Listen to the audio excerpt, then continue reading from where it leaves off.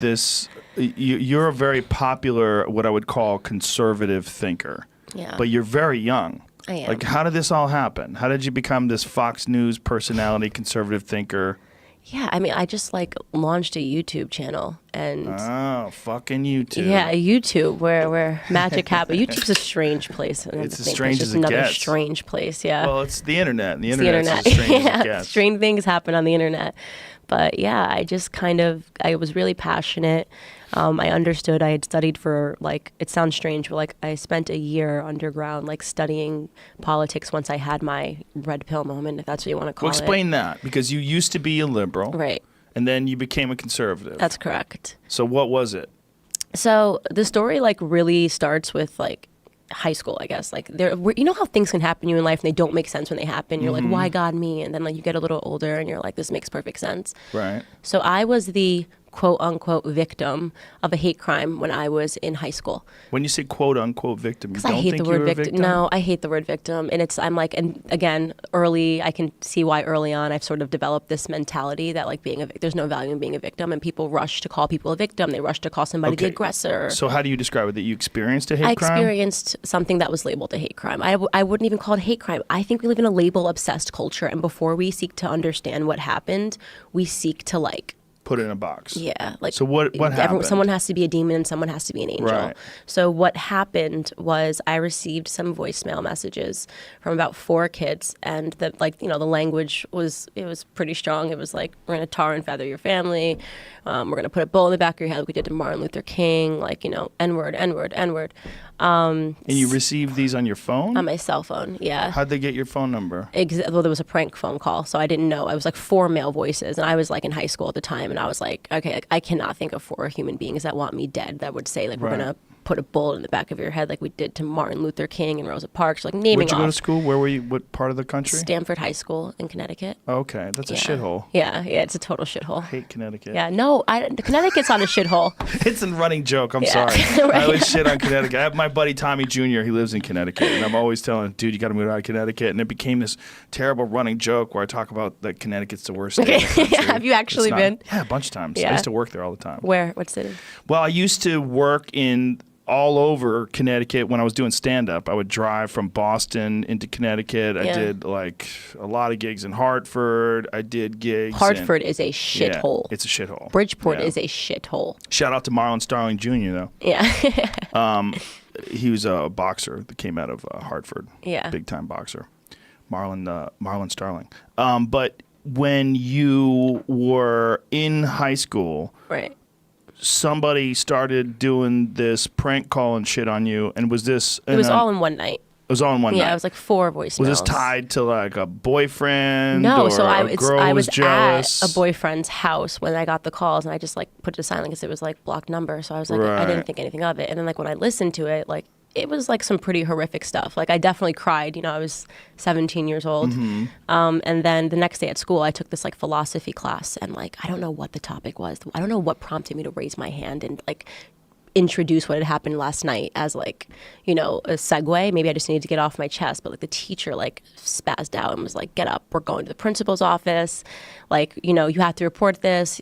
He brings me into the office. The principal freaked out. She just the language was it was shocking, and then she called the resource officer, and then the next period of my life was a blackout, because it turned out that 3 of the kids I had never even met.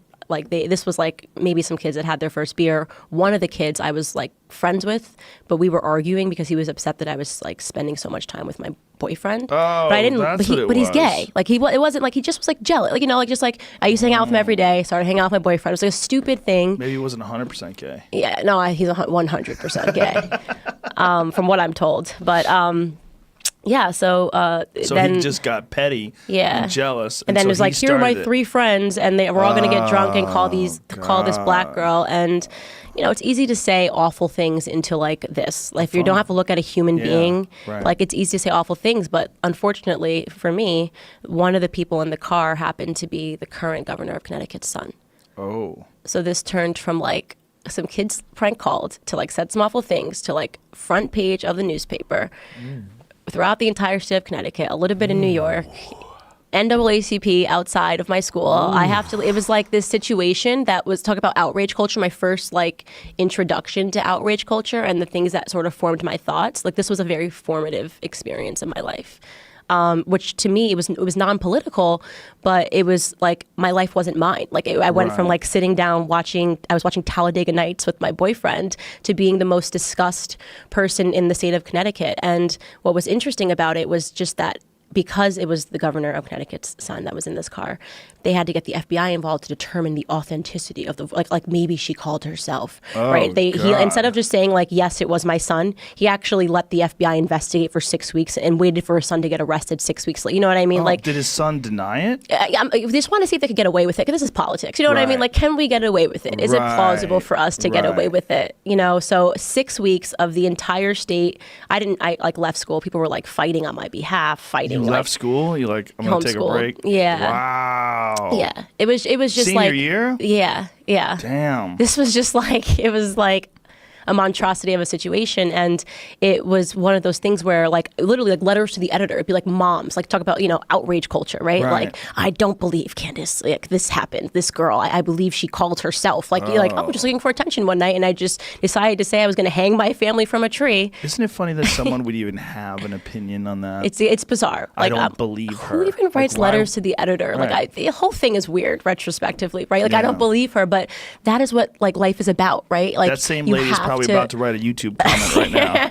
I don't believe you still. Don't believe her. Yeah. This is how you got on fucking Fox News. Exactly. Yeah. So it was the situation that like was just completely out of my control, and then as quick as it happened, these kids got arrested, and then as quick as it happened, it was over for like everyone, but not for me or these kids, right? Like, so I never wanted these kids to get arrested. Like if no one, like this whole situation was taken out of my hands. People thought I didn't go to the police. Like my teacher went to the police. It turned into this zoo. These kids were labeled publicly racists, right? The youngest kid in the car was 14. I'm not comfortable with ever labeling a 14-year-old racist, right? Or any of these kids racist. These are kids. And in my opinion, adults that fail to act like adults and adults that fail to take a step back and say, okay, what would prompt these kids to do this? Why is it so easy to be mean, right? Why is it so easy nowadays for children to be mean? And no one, to me, like when I really thought about that, I went through like 5 years of like anorexia because of the situation. Because of that one call, those 4 calls. And I was the victim. Yeah. And wow. Yeah. You went through anorexia. Yeah, which is so weird now because like people that know me now are like, there's no way you never didn't eat. But I did did not eat for like 5 years. I had issues with anorexia because anorexia is a disease that genuinely is about control. It's about asserting control of your life. And I felt that I had my life was fine. And then like people took the narrative. I decided to determine what the narrative was. You're a victim, or maybe you're a liar. You know, these kids are racist. These kids are this, and just nobody really thought that like you actually ruined all of our lives, right? Like for a little bit, like these kids went on to have like DUIs and get arrested and got into drugs, and it was because of this outrage. The pressure of everything that happened. Yeah, and I was like, would have been totally cool with an apology. Like, you know what I mean? Like, sorry. Well, good for you for looking at it that way. Yeah. Because that's hard to do because everybody loves when they are allowed to get outraged. Everybody loves to get outraged. Obviously, what they did to you was horrible. Right. But I think a lot of kids, especially if they're drinking, they don't even understand how stupid and gross it is what they're doing. They just know they can do it, and they get a thrill out of it. And then there's that mob mentality when there's like a bunch of people together doing the same thing. Yeah, exactly. And you ramp it up and start saying crazy shit. It's really understandable when you just like think about it as a human being and not as somebody who has to have opinion. Like you're like, hey, we're going to call this black girl, right? You've got a bunch of kids. We're going to just say mean things to her on the phone, and you don't have to look her in the face. Right? It's like if I hold up this pen and I'm like, just say mean stuff, like someone's going to get, you could say anything to this pen.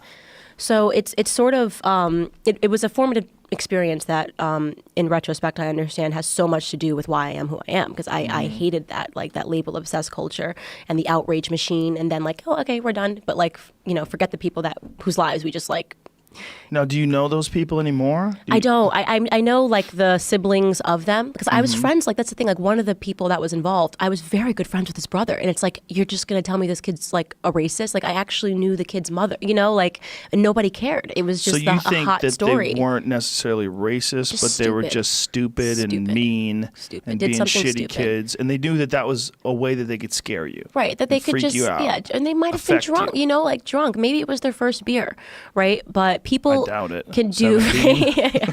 Well, the youngest was 14. Oh wow! The youngest, and this person was labeled a racist. Like that's to me is like that's harsh. Right.